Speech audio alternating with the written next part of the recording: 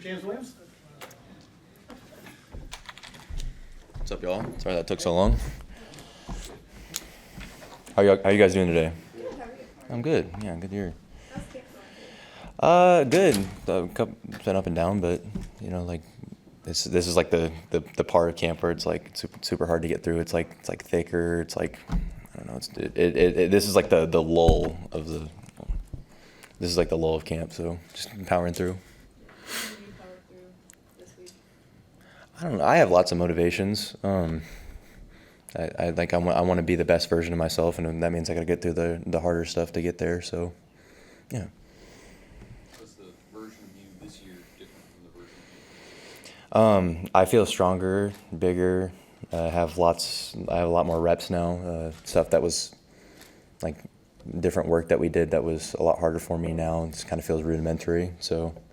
Like a lot of the indie work, like the bag work that I'm doing with T-Knight, all the stuff that he worked with me on the off season, it comes like smoother and more natural to me. Are you more comfortable in more situations? I know last year it was pass rush.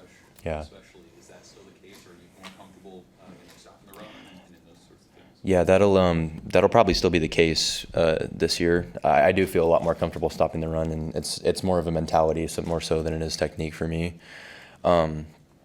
But with how much depth we have in the room, I kind of see it as like Coach T-Knight has like 13 different pitches he can use, and I'm his cutter. Like Kai Wallen is his slider, like Sua is his. I'm sorry, I really don't know baseball that well. Ignore that. But like he has such a wide range of like what he can do with each one of us. It's kind of just dependent on the situation. So I think it'll still be more of a like pass first type look for me, but I can play the run. So I bulked up enough and I had the right mentality too.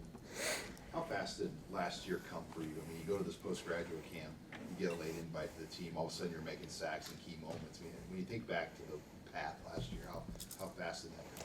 I actually didn't think that was fast at all. I thought that was slow and a grind. I kind of mentioned that I wasn't like really focused when I first got here, and like having to quickly learn the playbook and pick up different aspects of it.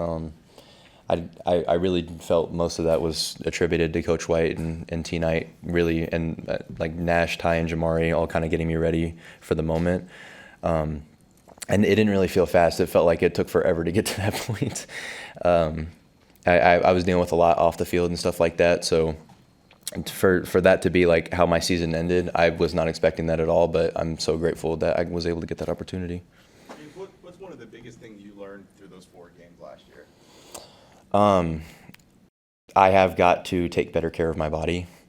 I kind of realized like I had a freshman wall last year, and then like they talk about in the NFL your rookie wall, like you play about 10 games and then all of a sudden like your body just kind of gives out on you. That was about where I was at with Maryland. I didn't feel like very springy, athletic. Like I just kind of felt like my body hated me, and I just needed to get to the off season so that way I could learn this lesson and then apply it to this year. But I have so far. What's that look like in the off season? Trying to build on that.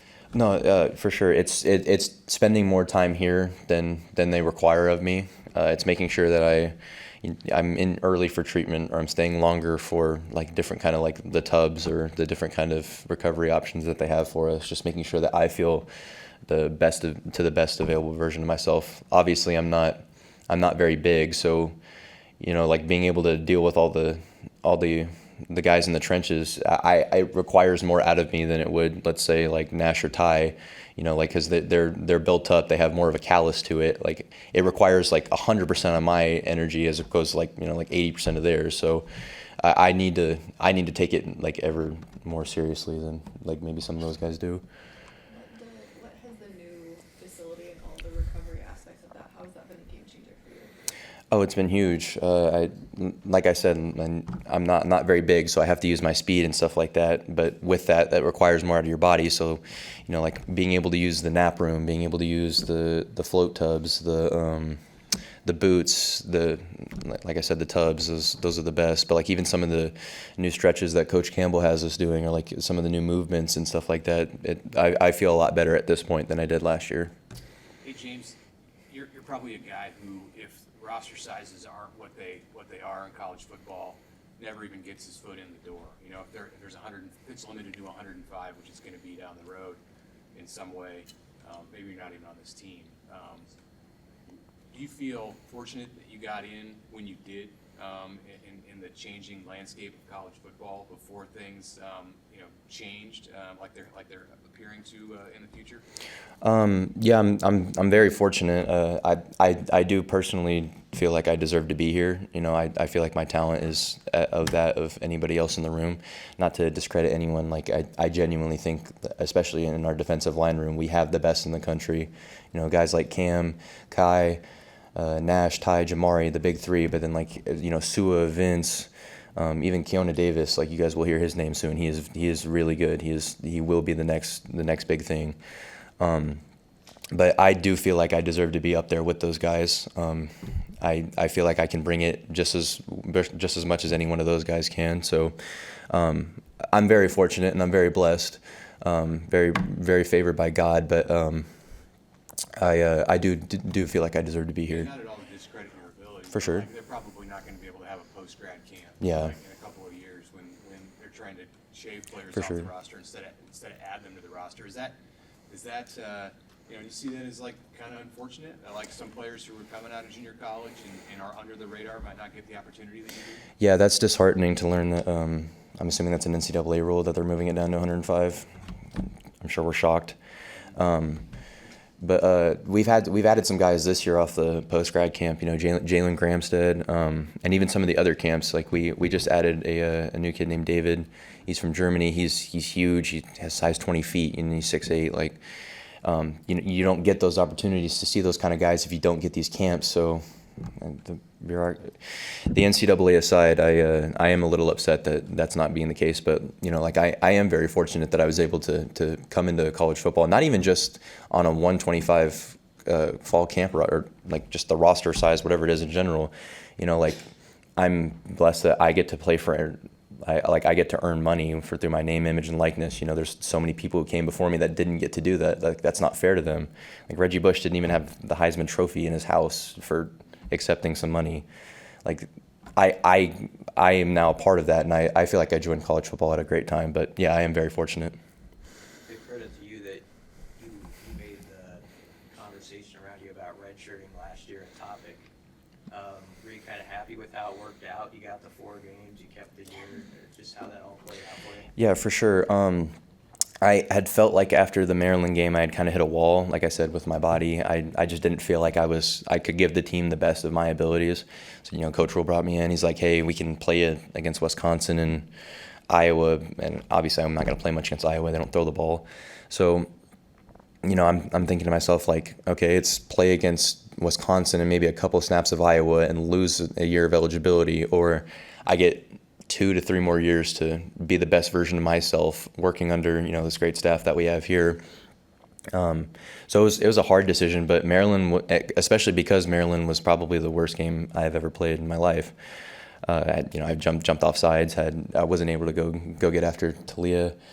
That one hurt because I thought I could have made a big impact in that game, but it was kind of just more self-reflection, like just kind of admitting that, I can't do this to the best of my abilities. I need to get healthy and stuff like that. So it was hard, but I think redshirting was probably the best thing I did. I was able to get extra reps and like start healing myself and getting ready for the off season a little bit earlier. So. Coach, I didn't say is it 250 you're at about now, or is that right? Or Yeah. Where are you?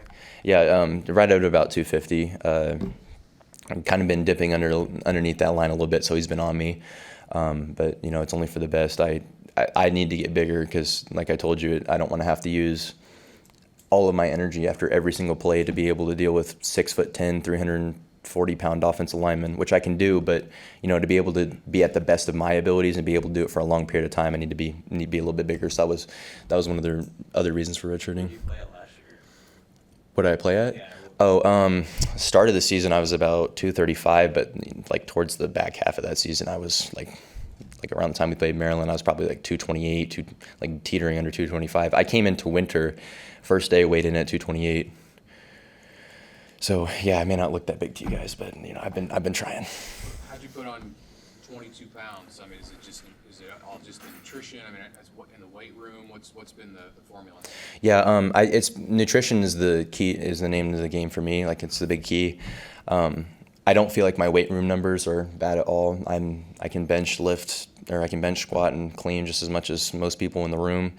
But you know, like I've had a problem. I have a really high metabolism. I just feel like, you know, like keeping food down for me is hard, and even eating is hard. But you know, T-Night has been huge on that in that role. But so have like guys in the room, like Sua and Vince, and even Willis McGahee. Like they're all yelling at me constantly about making sure I eat and making sure I have something to eat with me at all times. Like it's really hard sometimes, especially when like I feel like I'm about to puke and they're throwing another sandwich in front of me, right? And like they're like, you have to eat this.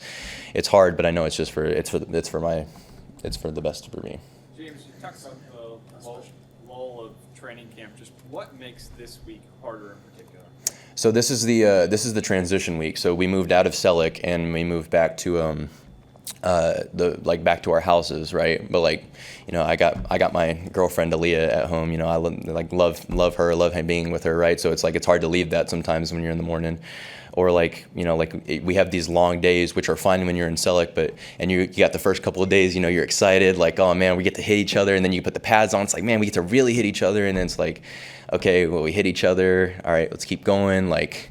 And then like it's just about trying to break that lull. But this is I do genuinely believe that this is the time where like you find out who your real players are, like who will really go for bat for you. You know, who's gonna fourth down go get you a sack, or who's gonna make a big TFL against Illinois on the 1 yard line. You know, so like this really is the hardest week, but I do think it's the best week of camp to figure out, you know, who's ready to go and who's not.